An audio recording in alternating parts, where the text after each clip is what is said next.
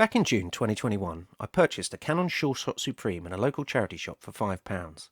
As a fully electronic point and shoot, it was of little interest to me personally, but I knew there was a profit to be had in it. Why not use that profit as a springboard to trade my way up to something that would be of more interest to me?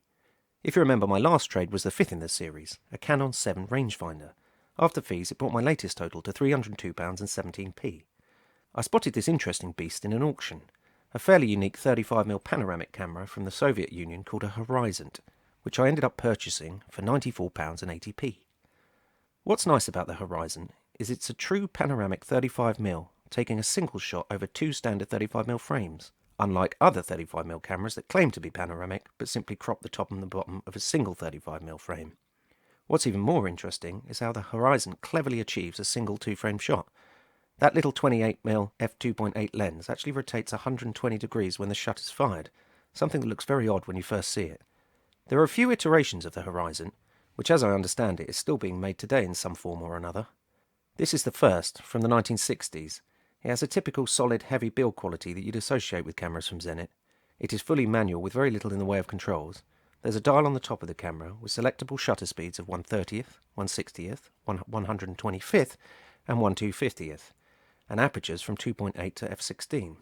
There is a film advance knob and a shutter button, and that's it. No focus, no flash sync, no rangefinder, no self-timer, no nothing. The Horizont comes in a nice leather case with optional slide-in viewfinder and a nice little screw-in grip. One has to marvel at the ingenious simplicity of the Horizont.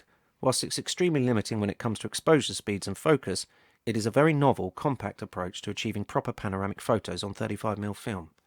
Obviously, with a rotating lens system, there's some notable distortion, but considering the low price, I think it's something that most people could live with.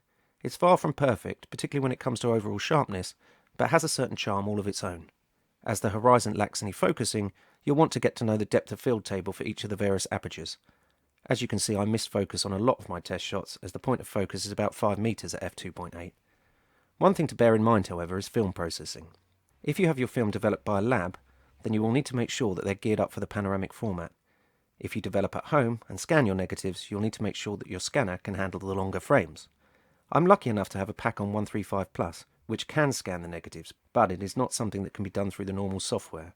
The whole strip needs to be scanned, and then each frame individually cropped, something that involves a lot of time and quite a bit of maths, so definitely not for the faint-hearted. Another obvious consideration is the format itself. The panoramic framing takes a lot of getting used to, and very often I find myself reviewing the images, thinking they would look better as normal single 35mm frames. In some ways this adds to the appeal.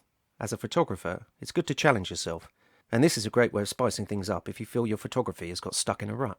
So with an interest in this format, and a great price, why not keep this curious little camera? Well, I've actually had a full panoramic 35mm camera for a little while now that kicks this one into touch. I haven't reviewed it yet, as it's a very serious camera that deserves some proper time spent on it. That said, I'm very much looking forward to sharing it with you in full next year. So this one is heading for eBay. I'll let you know how it gets on in my next trading up video.